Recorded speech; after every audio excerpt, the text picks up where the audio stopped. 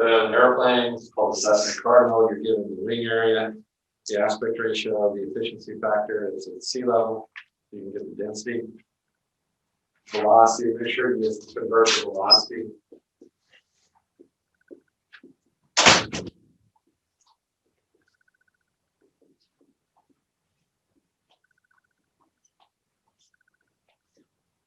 So show your work for converting that. You're given the rate, and you want to find the drag, the induced drag.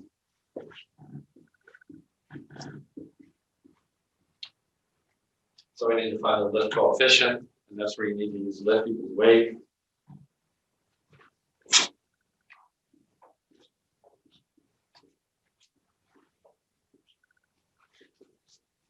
So spot check your answer. Your Q infinity should be 2977.3 newtons per meter squared.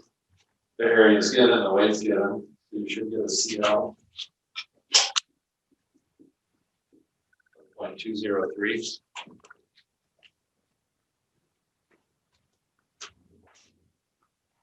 So far, so good.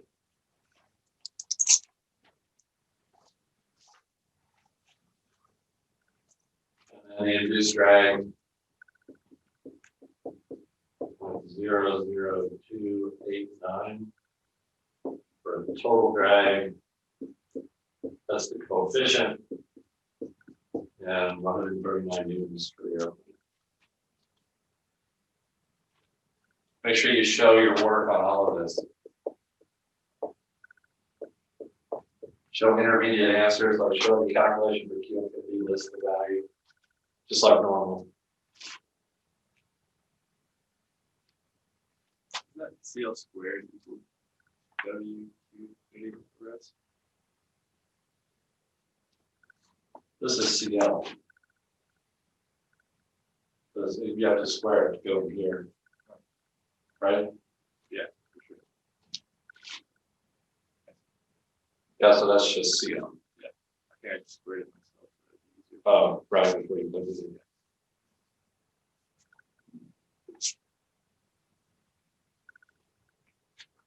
All right, and then the second problem, it's the same airplane that you're flying at a different airspeed. So now we're flying at 23.75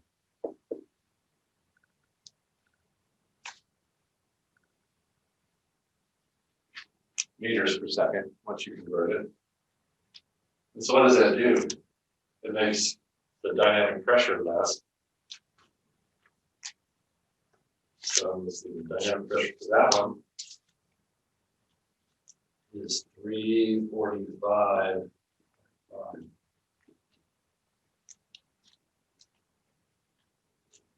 And so that's going to make CL bigger.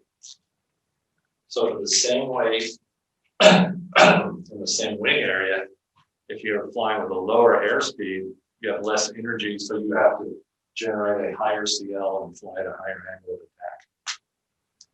So your answer for this should be 1.75, which is really high. That's a high range for CL. So it probably means the flats are deployed. You get that high of CL. And then the induced drag 0.21533, and then that's the coefficient. Here's the drag.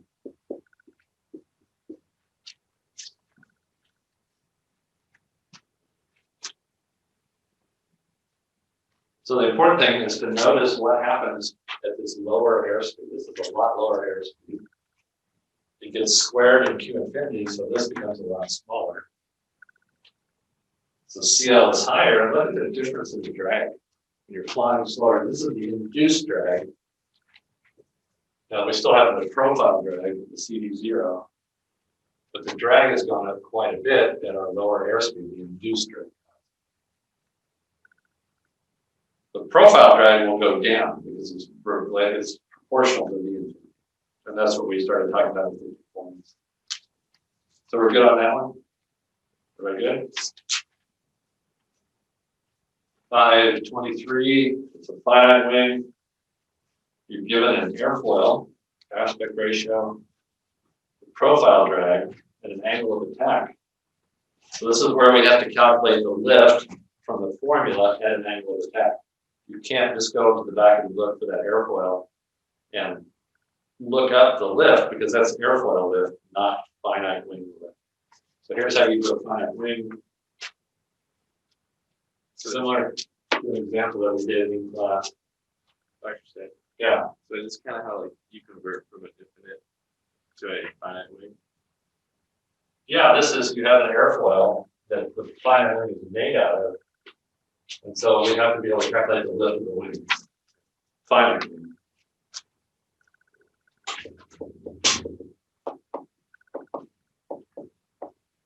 So even though it says NACA 65 to 10, you can't just go at an angle of attack of 6 degrees, which is what you're given. Look up in the airfoil tables and get CL, because you're getting the airfoil lift, not the finite wing lift. So this is what we want. So we can't do that. So that means we have to use the formula for finite wing,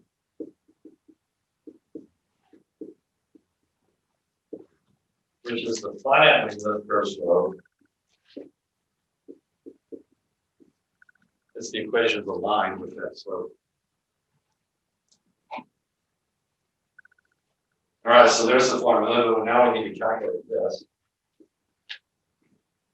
In order to get that, we need airfoil lift per slope to go into the big formula.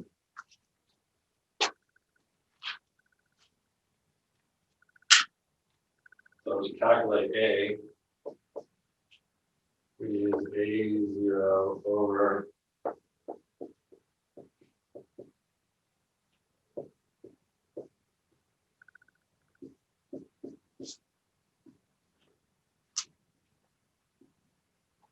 that value there. And this is like we did for that flying wing airplane. As an example. So we're wanting CL, big L, not little l. So the angle of attack goes in the formula here. We're going to get this from the plot. We'll calculate this from A0, and A0 comes from the plot.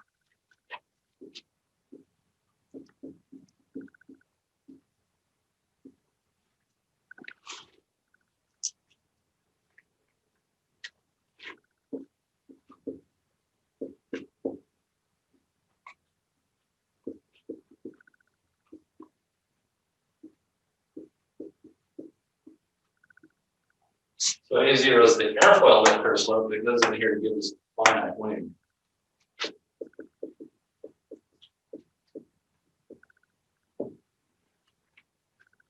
So we calculate A0, that's where we pick off the different points. So let's list the points first before we do the calculation. So C is L is 0.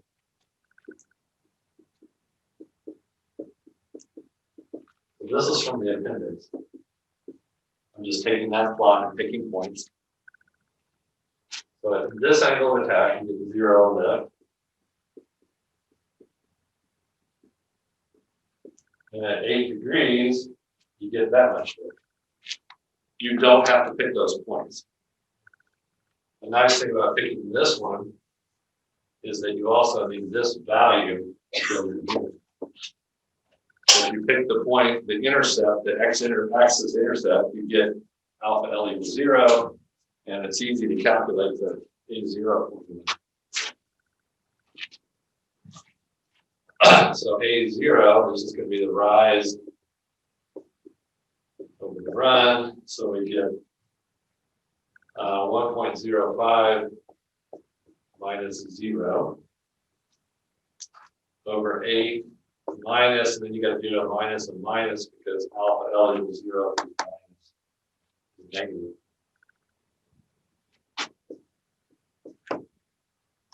So you should get 0.11 per degree, and that's why we're using this formula with the 57.3. Right? Am I remembering wrong? Yeah. 57.3. So you go to the airfoil data, the 65-210 to get the airfoil lift curve slope. Plug it in the formula to get the finite wing lift curve slope. You should be getting 1076 per degree. And then the rest you just punch numbers in, so you should get CL at the 60-degree angle of attack of 0.57. And then you go into the reduced drag calculation, 0.023. And then the total drag is you add that to the profile drag that they gave you in the data. You should get a total drag of 0.27. Would that be little L for the 1.05 at 8 degrees? Where's that? Oh, yeah, this is airfoil, you're right.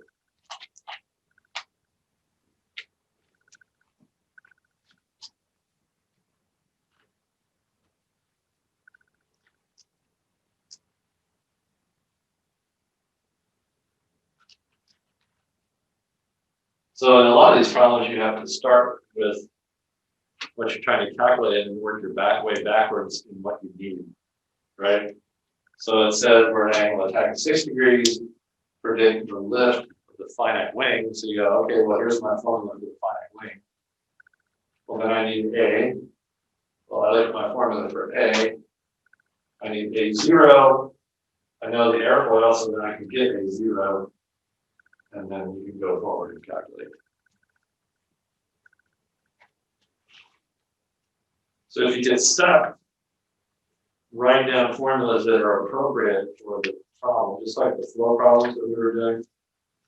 You identify it as incompressible flow, and then you write down conservation mass, conservation momentum equations, and you look and see if you can solve for what's known and what's unknown. Yep. We had a formula that was like alpha equals CL over pi times aspect ratio that he told us was from like arrow 1 or 2. What would that be? Oh, that's the induced angle of attack. That's a different thing.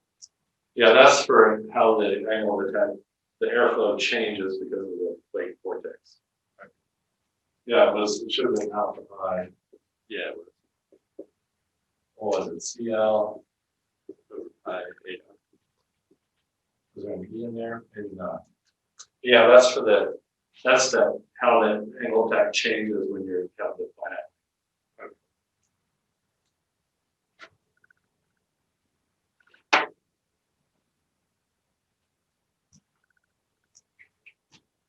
All right, the last one is practice calculating the stall speed for this Piper Cub. So really, you just need the stall speed formula, but I want you to write. Oh, make sure you show your work right. I wrote the answers, so you should get those right. Show your calculations, all the intermediate answers and calculations.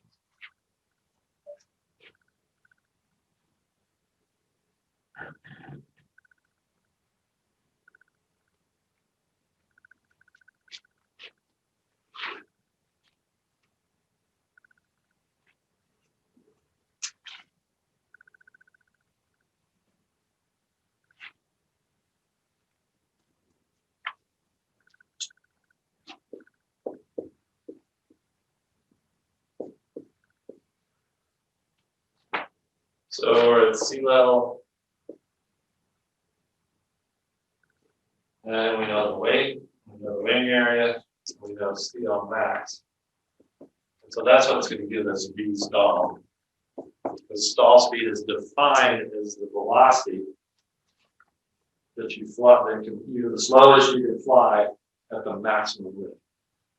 The stall. So CL is weight, which is equal to the lift. Yeah, the other way around. Lift Over 1/2 rho, the infinity squared. Yes, but in this case, we're saying we're flying level for stall, so lift equals weight. And that's good for any velocity. But when we set this to the maximum lift, then that's the minimum velocity that satisfies that equation, because you make velocity smaller, it makes this whole thing bigger. And this is the number that we're given for that wing, for that airplane. It's 2.1, so then we can solve for that value. And of course, you can look up in the book and find the formula for stall speed. It's v stall equals square root of twice the weight over rho s CL max. But even easier than that, I think, down the road, is you will always remember the formula for the definition for the lift coefficient. Because it's like all the other coefficients. So you remember this, and then you don't have to remember all the other formulas. You just use this and then solve it for the install.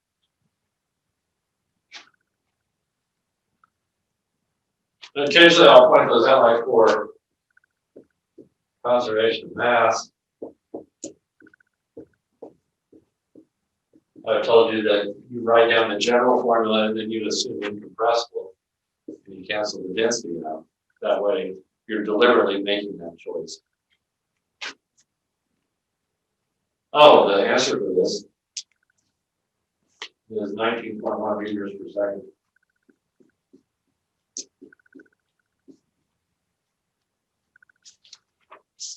So, questions on that one or any of the other ones? Any issues that we need to talk through?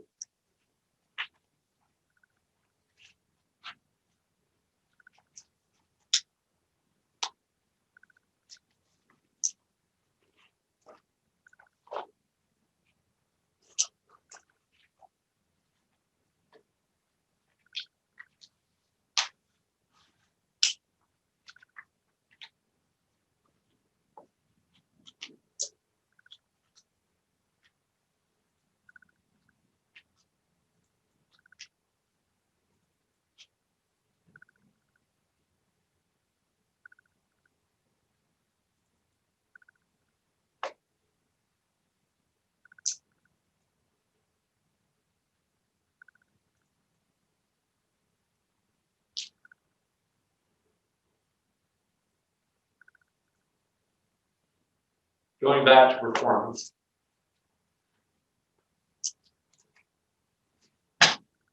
We've talked about the drag puller that we have for airplanes, and that value will be given. We talked about the thrust required for level flight. The equations of motion we specialize in level flight. The thrust required equals the drag. When we calculate the drag, we need the lift. And so we want to plot thrust required versus velocity, so that we can see how at different airspeeds we have to have different thrust energies. And we can pick off the minimum thrust required, which will be the optimal way to fly if you want to go as far as you can, or stay in the air as long as you can. So now I want to show you the two example airplanes.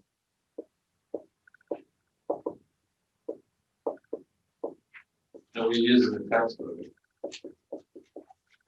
And we use these to show how to calculate the performance for climb and gliding flight and all kinds of things. So the two airplanes he calls CP1. This is a propeller aircraft. It's a single engine.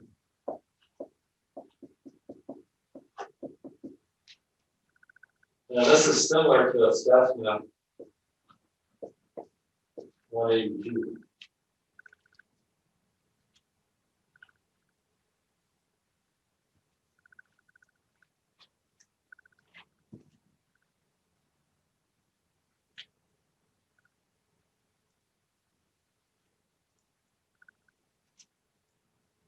Here's what it looks like.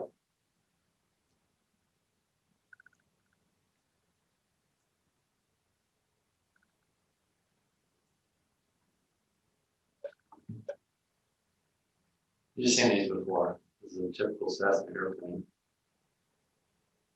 It's got a high wing, tricycle landing gear, nose gear, and two main gear, single propeller up front, vertical tail, horizontal tail.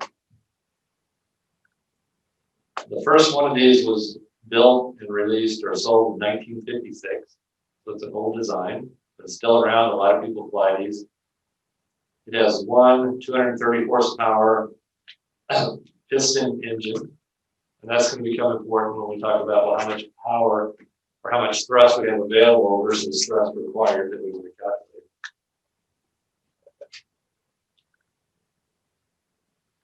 Maximum speed is the performance value that we'll talk about. It is 140 knots.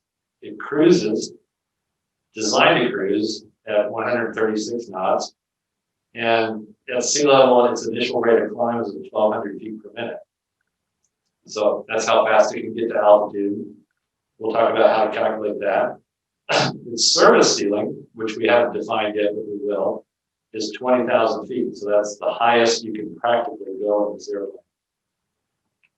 And its typical takeoff weight is 25 to 50 pounds. That's maximum. It has seating for 4 people, and this is old stats. Over 21,000 have been built. And in 1997, they came out with a new version of this. They quit production on it, and they restarted production on it, upgraded it, and so it's currently being produced. And you can buy it new. The stats that we need on this airplane are the wingspan. So we're going to want to calculate the aspect ratio.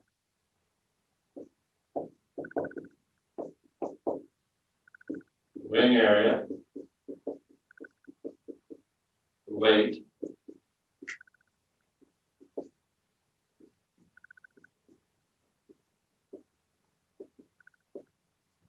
$65 pounds of avgas. It's got one piston engine, 230 horsepower at sea level. And that will be important when we talk about climb performance. As you go up in altitude, the density goes down, right? Which means there's less oxygen for the engine, so the power goes down. So we'll have to talk about a model for that. The propeller efficiency is 0.8. So not all of this power goes into pushing the aircraft forward. And the drag puller is given to us.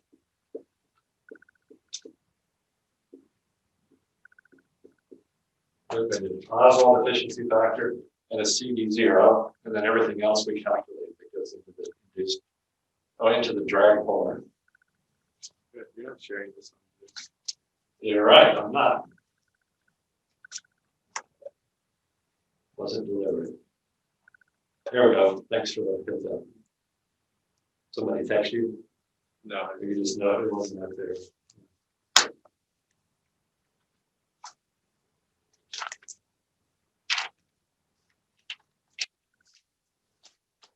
So what I tell students to do is in the picture, next to the picture in your book, write this stuff.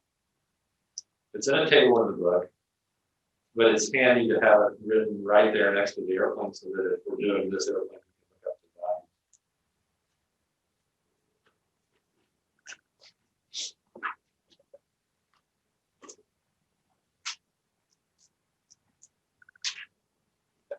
And then the other example of airplane that they use in there is what they call CJ1, and it's a jet airplane.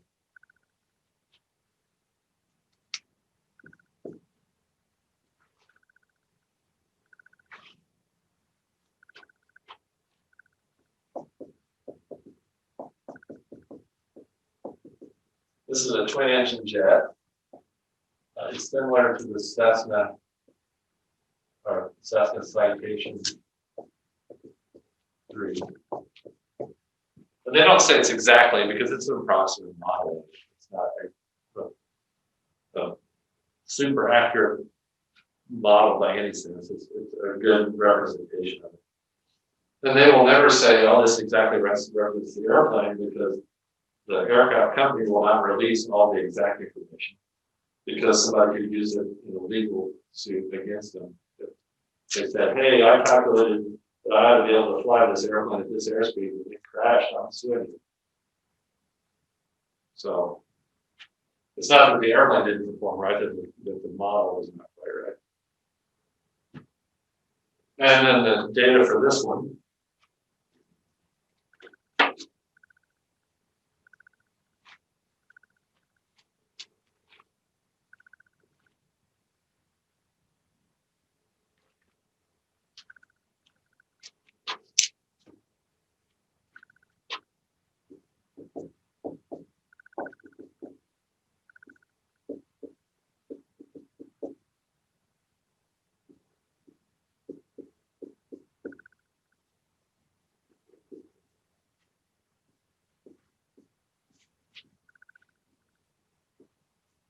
There's the wingspan, wing area, the wing, it's got jet fuel, kerosene in it. Got 2 turbo and engines.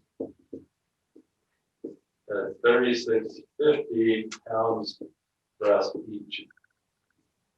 Notice the jet is spec in the engines in thrust, whereas the piston engine is characterized by horsepower. And we'll talk more about that later. And here's our guide polar information. And this airplane looks like a jet, of course. I'll give you a minute. Is anybody still writing down? Again, these numbers are in your book as well.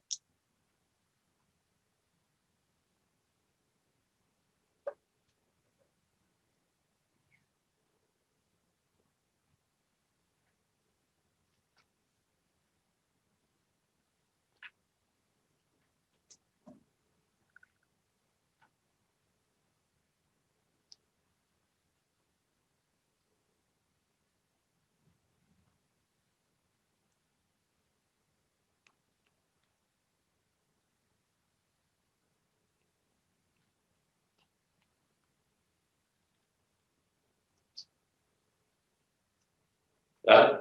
All right, got it over here.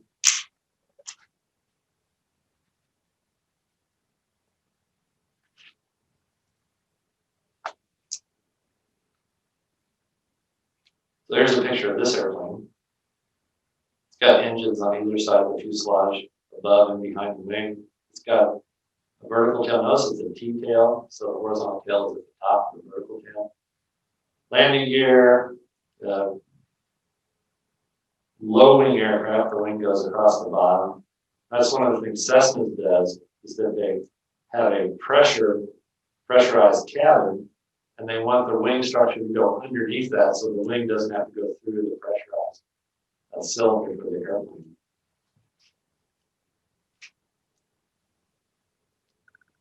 It's got 2 turbofan engines, max cruising speed of 472 knots, an initial rate of climb of 805 feet per minute. Range is 2346 nautical miles, and it cruises at a speed of 881 kilometers per hour for 476 knots. This is best efficiency. Has a flight crew of 2 and seating for 6 or up to 9, depending on how tight you want the seating. And it flew in 1979. So it's not a newer one. Cessna has, of course, the Citation 10, and the Longitude, and the Latitude, which are very newer. This is a characteristic jet airplane that we used to analyze. And it's seized production. And here's what's in your book, are the 2 pictures of the airplanes. This is what I'm talking about. You can write the data next to the picture in your book, and it's easy to find these pictures as opposed to looking for the tables in the book to dig out the information.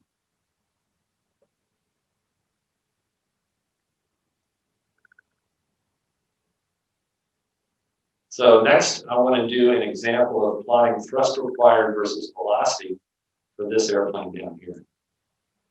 We're going to do the jet. I'll walk through how we can do that in the spreadsheet.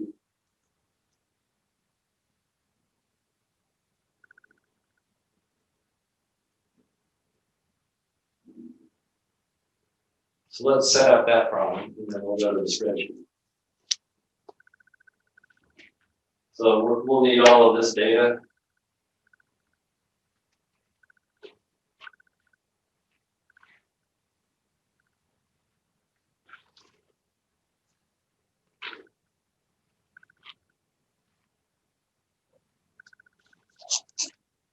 So for CJ1, we're going to plot thrust required versus velocity. So we can see how much engine power we have versus what we actually need. So for the citation 3, and we'll simply progress through. Thrust required for level flight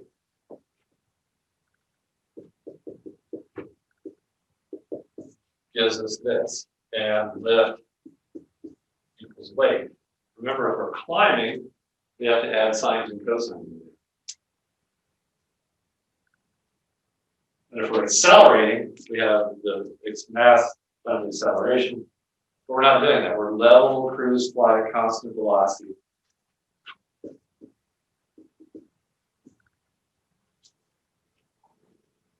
Thrust required equals drag.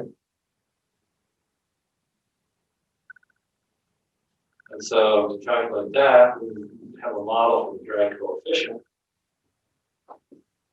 So we have to multiply by Q infinity S. This is just aerodynamically how we model that force. Because we have a model for CD, but not for D.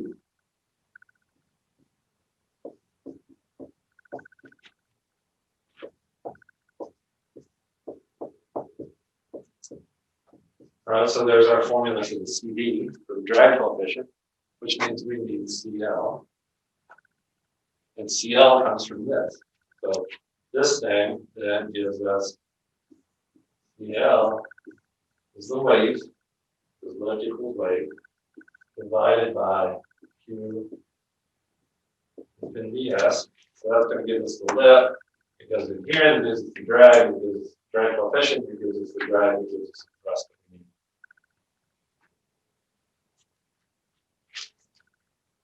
The comment, the reason this is called thrust required is because you don't have to have the throttle set to give you this. If you set the throttle higher than the thrust needed, required, the airplane's going to speed up. Makes sense, right? If you set the thrust required the throttle lower than what you need to fly, the airplane's going to slow down. But we're talking about constant velocity, not speeding up, not slowing down. This is the exact value we need to keep going. Like what you do in the car on the interstate, you keep the accelerator at the thrust required for your car at whatever speed you're going. Okay, so I think we're set up to do this now. So we can plug in numbers. That's the weight of the airplane. We're going to calculate Q infinity. And the area from the data is 318.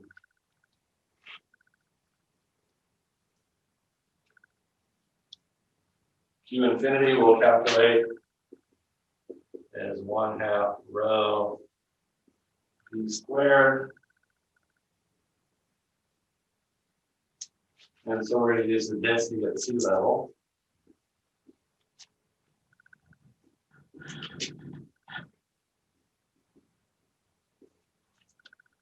And we're going to do this at various airspeeds, so we'll leave the velocity there. This is sea level.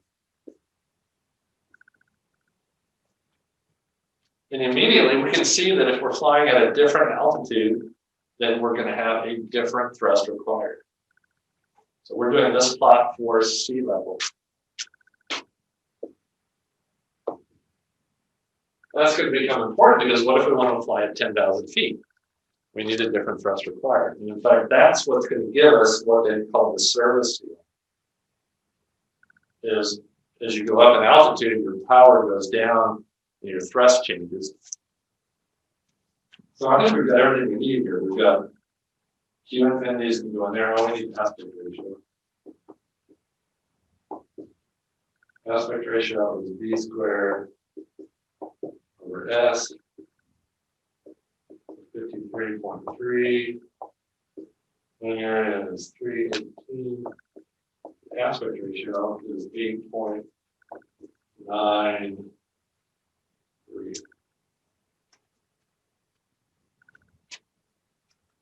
So that's going to go in here.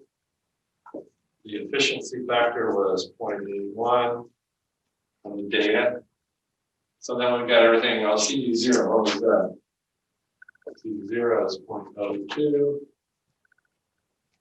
So then we have our formula set out to do that. So we'll calculate, put V in here, calculate Q infinity, put Q infinity in here, calculate CL, put CL in here, plug in E hat and AR, and CD0, we'll get CD, plug CD in here, multiply by Q and S, and get the rest part.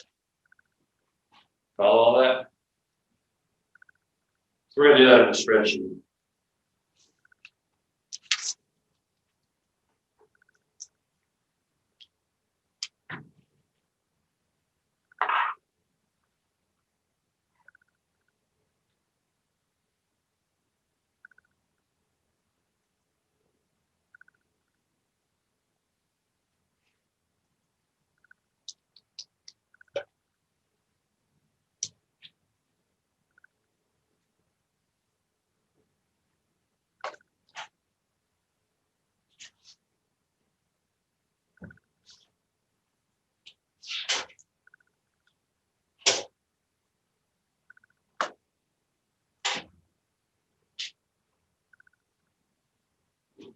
So you guys finished writing this down? We caught up, so I can pull up the spreadsheet.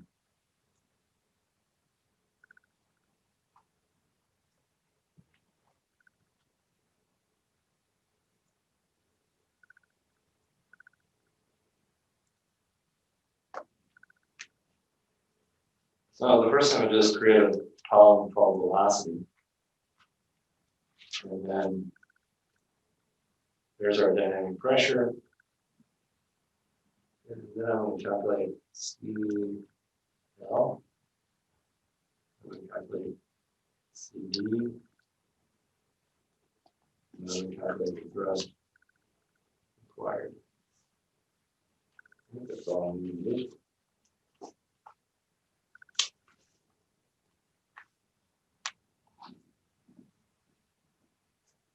Yep. And so the velocities we're going to do starting in 100. And what units are we doing this in? Go look at the data out here. This is all in English, right? It was 19,815 pounds. The density of sea level, that's in sledge group the third. So we're doing this in English. So the area is 318 square feet. So this is 100 feet per second. And it looks like an increment of like 40.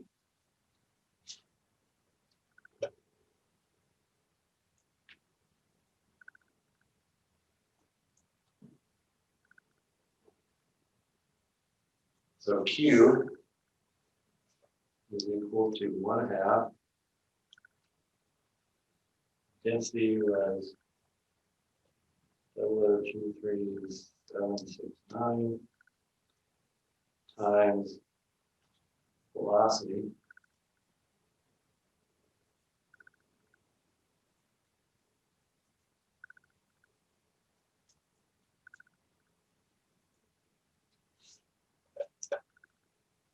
Oh, okay, yeah. Totally botched this. Why did I say Q? Okay, so this is equal to that formula, that squared. Did I put Q?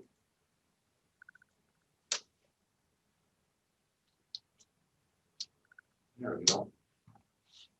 So that's the dynamic pressure.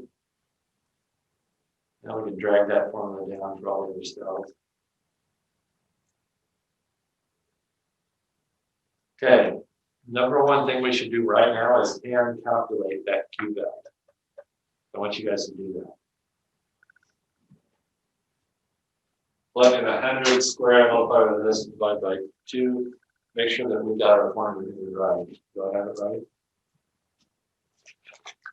So when you do this, I will, in the assignment, tell you, can calculate the values in your spreadsheet at a certain airspeed because you're going to validate the numbers. Yeah, that's right.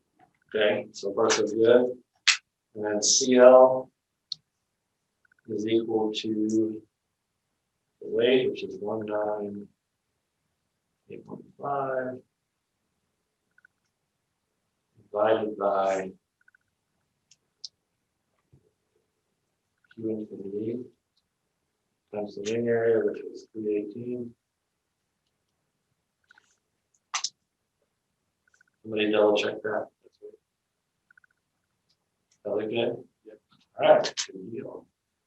And then this is going to be equal to CD0, which is 0.02, plus CL squared divided by pi. I always have to see that. Okay, so in this, in Excel, we do pi with parentheses, pi times b, which is 0.1. The aspect ratio was 8.1134. Got that.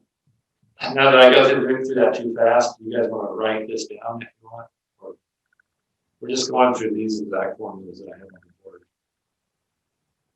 So that's what I'm doing for that cell. This is what I'm doing. It's the weight divided by Q times S. And the CD is CD0 plus CL squared over pi E AR. Everybody good?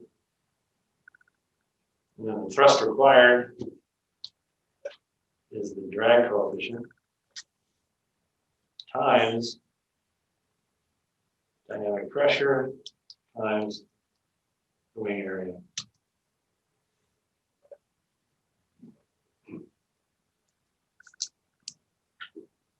And I like doing this rather than throwing, in other words, you can take this formula, substitute up here, and then take CL and substitute up here, that formula and square it, and then take that formula and substitute it here, and then you have just one big giant formula for thrust required. Especially since we have spreadsheets or hand calculations, I like to trace it through so that we can do like we did here. We spot check each intermediate answer. Because if there's a bug in one of the formulas, a typo, then we can spot it as opposed to, oh crap, my big formula's wrong, what do I look at? So I like to do it this way, and I'll require you on the homework to do these exact cells as you go through. And we can drag these down for the other velocities. I'm doing it on time. F6 14. Okay, we got time to do this.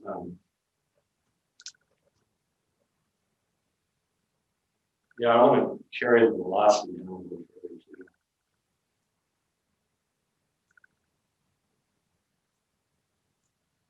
Yeah, I'm just going to do that. I should have highlighted more.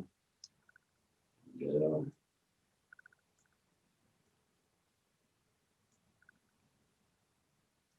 That's far enough.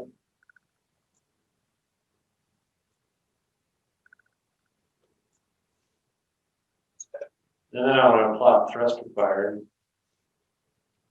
versus velocity.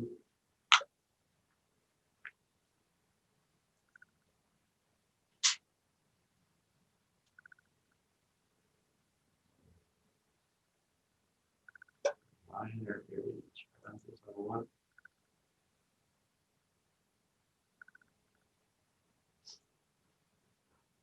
No, I want this one.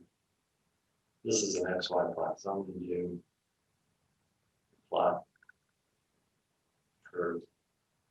So there's thrust required versus velocity. So velocity is down here thrust required is over here. And notice that, just like we talked about, it's a quadratic. Thrust required decreases, we get a minimum here, and that turns out to be where CL over CD is max. So that would be the airspeed that you would want to fly at with the minimum thrust required. And then it increases. So this is sea level thrust required versus velocity. And we haven't gotten into it yet, but for this particular airplane, well, we know it. Take the thrust of each engine, which was 36 something, right? 3650, so we double that and we get 7,300. So that's the maximum thrust available. So we can take that value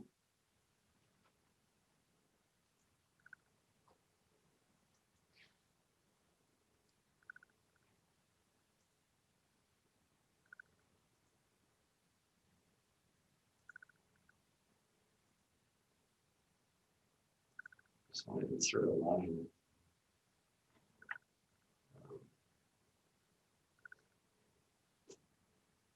Where's my shapes? You guys see it?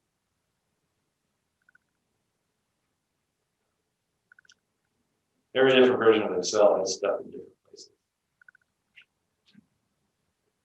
I want pictures, I want online pictures, I just want shapes. Where are they? Oh, here, right here. Because I want to put a line across it, 7,300.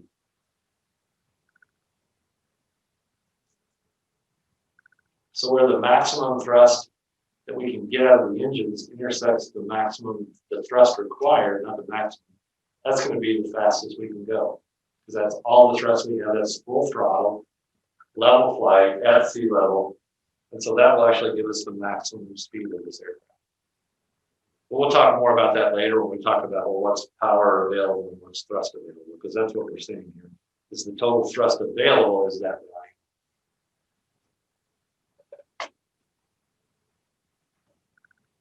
So that's a step into doing performance calculations. At the bottom of that curve, would that be like the most efficient place to fly it? Yeah, that's the minimum thrust required. So that wouldn't necessarily give you the maximum range, because how far you go depends on how fast you're flying. So there's another optimal point, but this would be the maximum endurance, how long you can stay in the air. Is that also your best flight speed? Yeah. That's CL over CD. We'll talk about gliding flight actually next time. Yeah. So someone said check these out.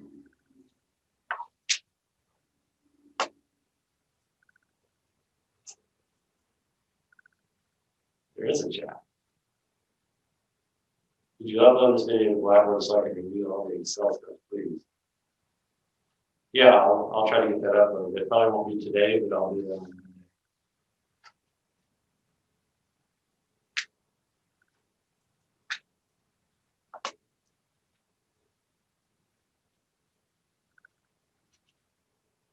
You guys have learned Excel, right? Probably in high school. We're not doing anything fancy here. We're doing basic. I didn't know you could do that like drag down thing. Do increments. So, Save a lot of time. yeah, that's really nice. Right? You're not typing numbers in. So if you type number in, I'm just going to go over here and type 250. If you grab that little corner, that's what I'm doing, is grabbing the little box. You have to wait until it turns to a plus sign. It increments it, but it didn't increment it at all. You have to look yourself up. The way I did it, let's get rid of this. All right. If you go 260 and then you grab both of them, then it will increase it with that increment. And it's grabbing that little box. And then the formulas, notice that I just typed in the first line, and then when I highlighted all of these, you can do them all at once or you can do them each one. Again, you grab that little box and you drag it down and it copies that formula down to the next cell, but it refers back to the cell to the left of it.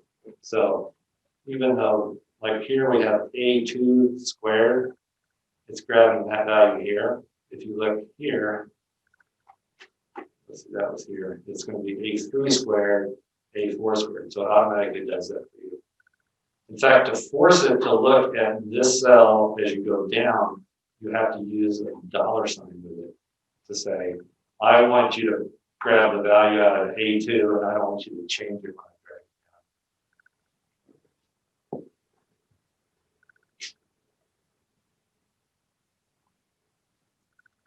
So like if I said here,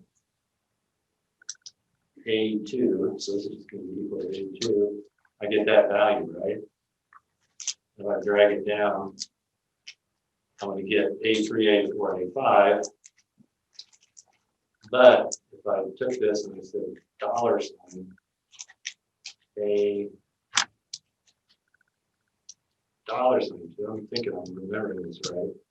And then I drag it down, it always refers to A2. And so it stays at 100 because it's called absolute reference versus relative reference.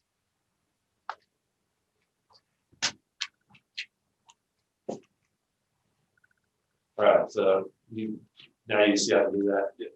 Okay.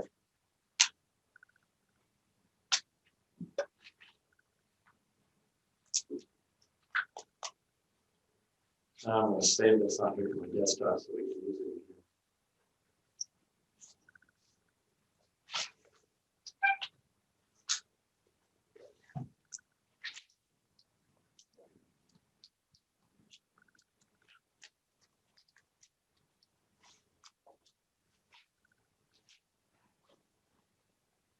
Okay, that's all I have for today. Have a good weekend. Supposed to be pretty good weather.